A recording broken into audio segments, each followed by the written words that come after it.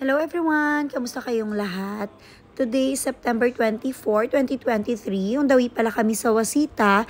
Inaantay ko lang dito si Eson kasi kinuha pa niya yung ID ng amo niya.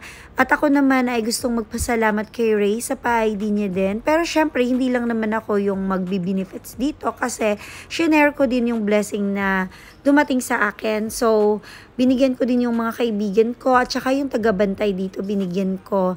Pagkatapos nga, pagkarating ko sa room, nagnood kami ni Eson ng movie. Kasi mahilig talaga kami manood pag weekend. Yun yung banding namin kasi. So, napili namin is The Chosen. Ang ganda talaga nito guys. Panoorin nyo.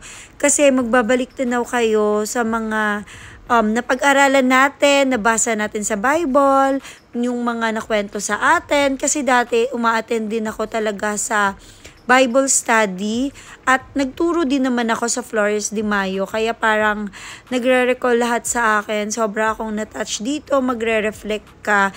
Kaya sinasuggest ko talaga na panoorin niyo siya. Series tong movie na to. Ito na yun si Mary Magdalene. Ayan, finorgive siya ni Jesus sa mga kasalanan niya. Kasi diba sinner si Mary Magdalene. Lahat naman tayo sinner. Kaya parang nakakatouch talaga tong series na to. Kaya panoorin niyo. Ito pala yung kinagabihan, binigyan ako ng amo ko ng 110 na load. Tapos pala nag-prepare na din ako dito ng pork chop para sa lunch namin ni Eson. Yan, sobrang sarap din ako dito kasi syempre luto ko, diba? Hindi, nasarapan lang din talaga ako dito. Pero si Eson hindi niya bet kasi gusto niya yung plain. Ayaw niya ng may flour. Pero okay lang din, at least alam ko na ngayon, diba?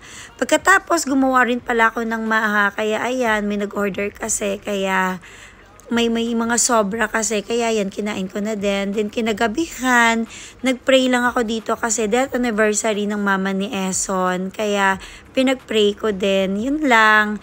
Kinaumagahan pala, hindi pala kinaugumagahan. Pasensya na, nabubulol na naman ako sa pag-voice over. Ang hirap talaga kasi mag-voice over, promise.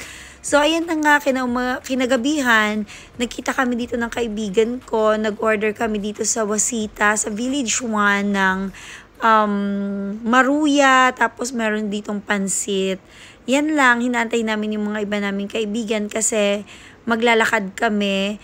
At ito kasi yung kaibigan namin ay magpapagupit. Kaya ayan.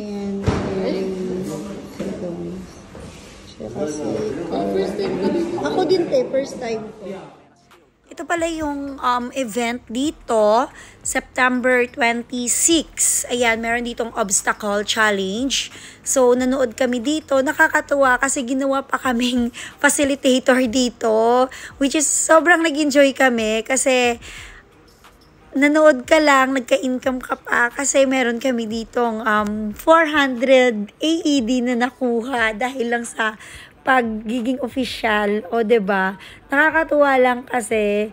So pagkatapos tinry ko rin nga dito yung ang hirap dito kasi takot ako sa heights, pero syempre dahil challenge to kaya go pa din tayo ng go. Kaya ayan, hindi na ako makababa diyan. Kasi nga, nanginginig ako. Sobrang, hindi naman siya ganun kataas. Pero dahil nga, takot ako sa heights, kaya nanginginig ako. Pero laban pa din tayo, diba? So, ayan na nga, mini-meeting na sila kung ano yung mga gagawin nila, kung ano yung unang gagawin nila. So, ito na nga, tinuro sa kanila ng instructor yung dapat na gawin nila.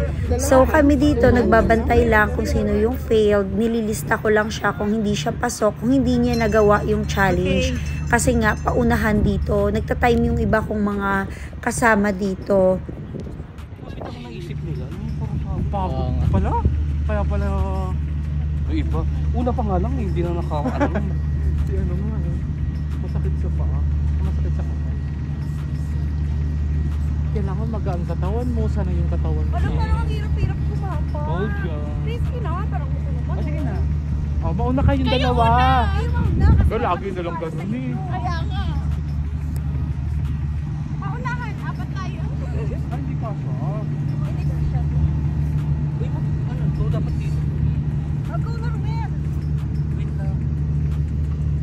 Parang dali-dali tingnan mo. Okay na. Ano ko, te? Uy, apat tayo, kasya tayo.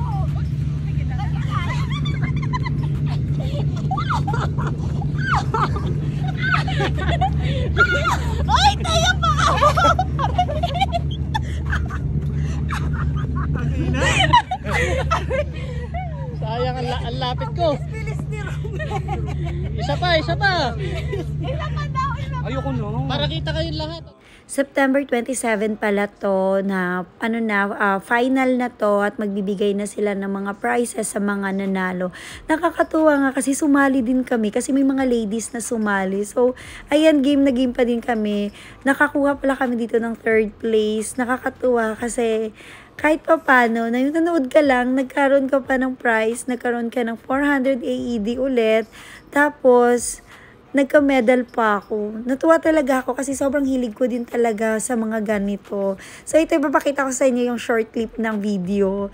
Ito yung tumatakbo na nga ako dito. Yun lang, bye-bye and God bless everyone. Stay safe!